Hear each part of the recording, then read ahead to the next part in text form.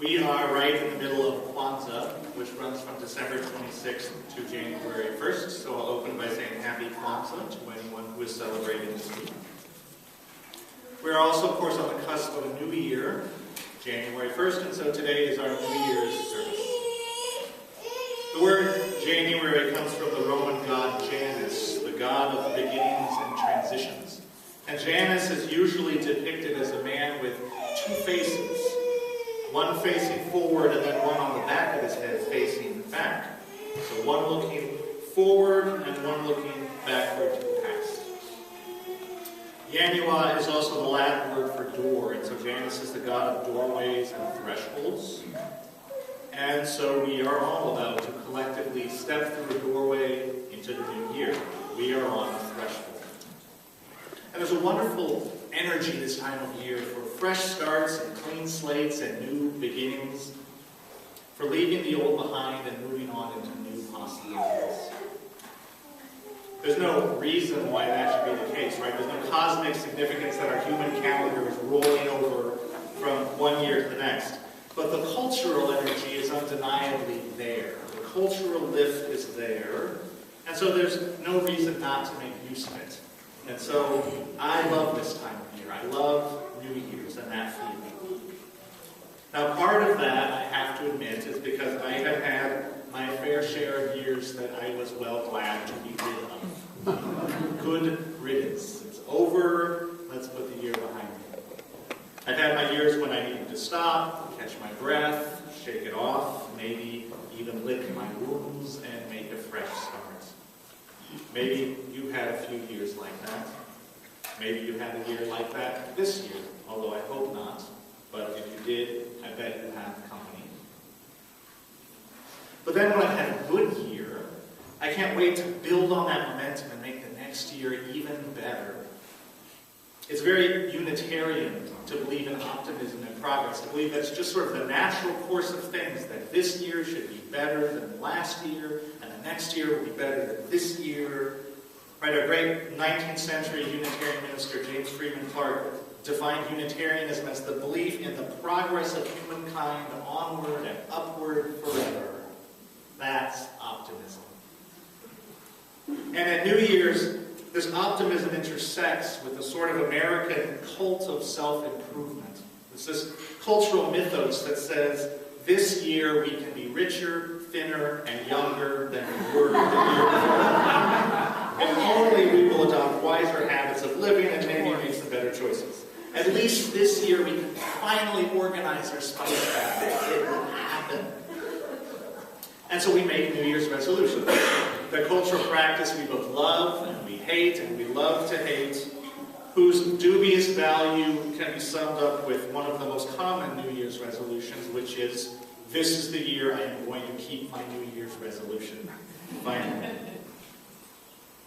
So we know our resolutions are chaotic enterprises at best, but lots of us make them anyway, because we want to take advantage of this energy that's out there for new possibilities. And so we are on the cusp. And like Janus, we have our two visions, a vision of the year behind us, with all of its successes and disappointments, and a vision of the year ahead of us, a bright, clean canvas on which we can project our hopes and dreams.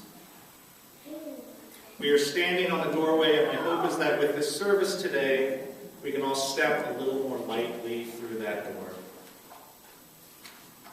But first, I want to share a story. Today is the day for Zen Buddhist stories. So there is a monk at a Buddhist monastery, a new student, right? An initiate. And he's meditating, trying really hard to be a good meditator. And in the middle of his meditation, he feels the floor open up underneath him. And he feels the heat and flames that leap up around him. And he feels himself falling into this abyss. And it's terrifying. And there are demons chasing him. And he's just dropped right into the bowels of hell. And he comes up with a start, and he's very disturbed. And he goes to his master, and he says, Master, I've just had the most terrifying vision of flames and demons. And the master takes his little stick that they all have, and he whacks him in the head and says, let it go. Back to meditating with you. So the initiate goes back to meditating, and he clears his head, and he meditates and meditates and meditates. And all of a sudden the sky opens up and light falls on him and he feels himself rising up and there's angels singing and there's rainbows, this beautiful vision of heaven. And he goes to the master and he's so excited. He says, "Master, I've had this incredible vision of heaven and liquid joy and angels and singing." Master whacks him with the stick. "Let it go. Back to meditating with you."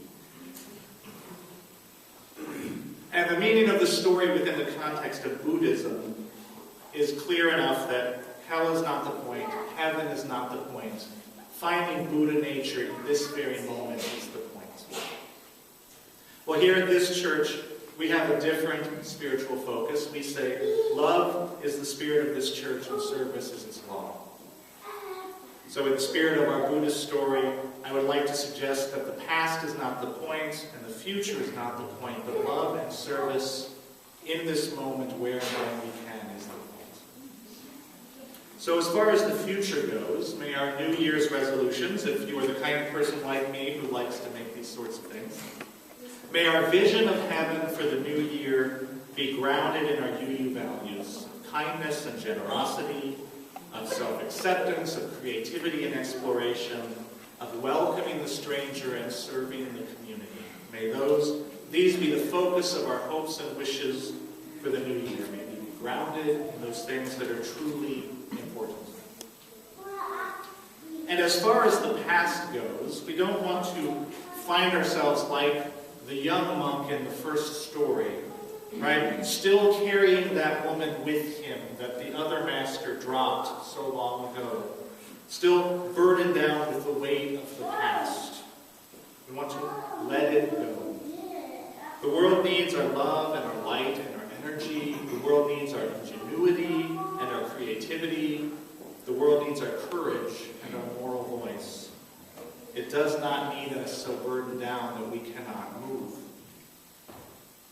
Now, of course, we don't have total control over what we can let go of, right? It's not as simple as just saying, well, I'm just going to choose to let go of illness, or addiction, or bad economic circumstances, right? Or family responsibilities, or whatever it is. Some things we can't just choose to let go of.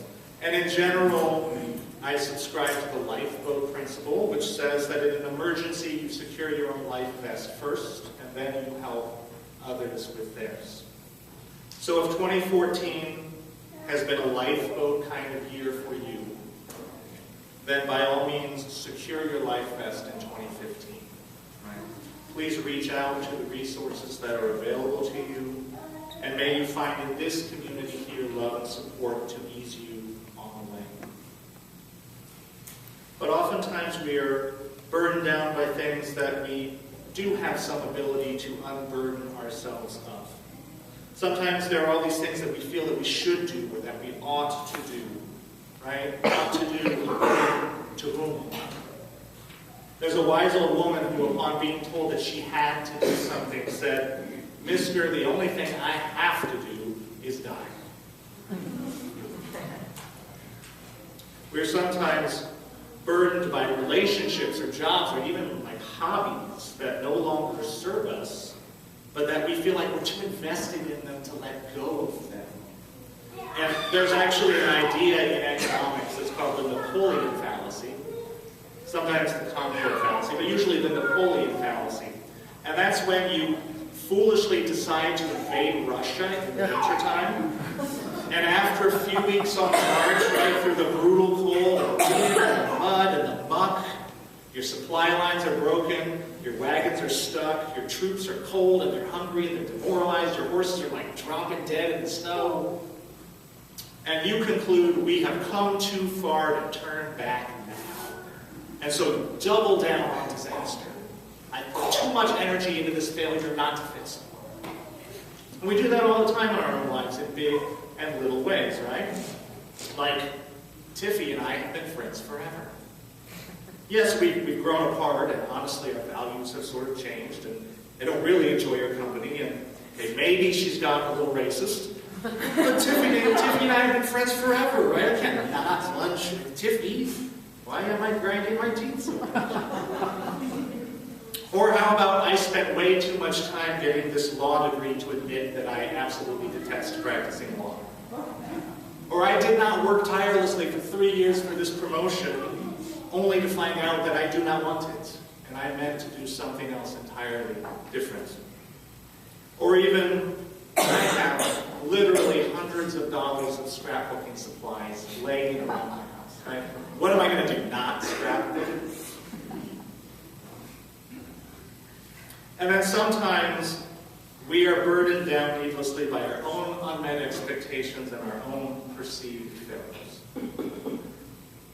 And these can be very hard to let go of because they're ours, right? These are my own expectations. This is my failure. I love it. I hold it tight. But we can begin the process of letting go of these through the practice of acceptance. Right? Someone once said, acceptance is when you finally let go of the dream that someday you are going to have a better past.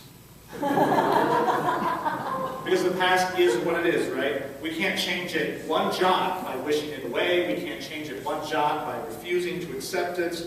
We certainly can't improve it by self-flagellation and beating ourselves up. But here's the thing. We all have plenty of moments in our life when we wish we had a do-over. I know that I do. I know that you do.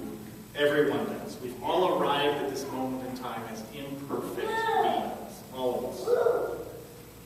But my vision of universalism says we can begin doing the work of love right now, just as we are.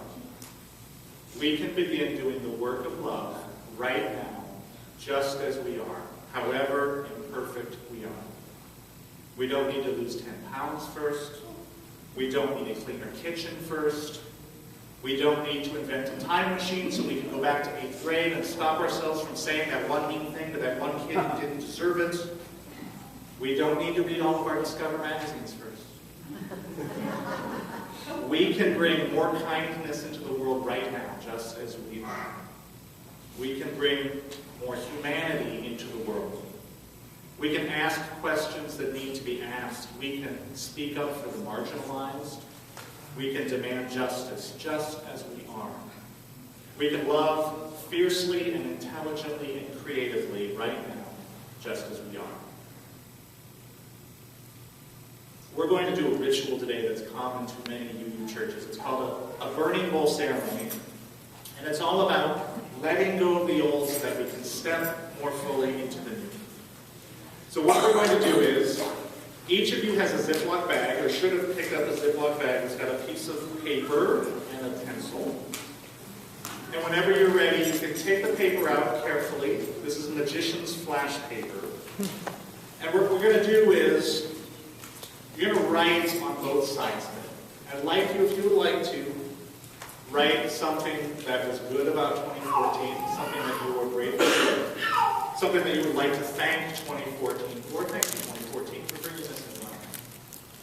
And then something that is not so great about 2014 that you are ready to be free from, that you would like to let go of. And if it's not 2014, if it's something that extends farther back into your past, but you're ready to let go of it, write it down.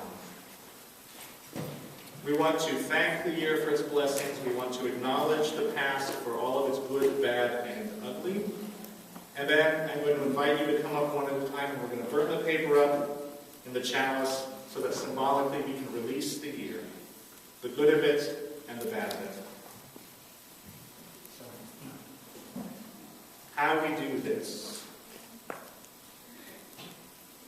I'm going to give you a few moments. Here, I'll give you a couple minutes to write, and then we'll go through all of the rules. Anyone needs this piece of paper?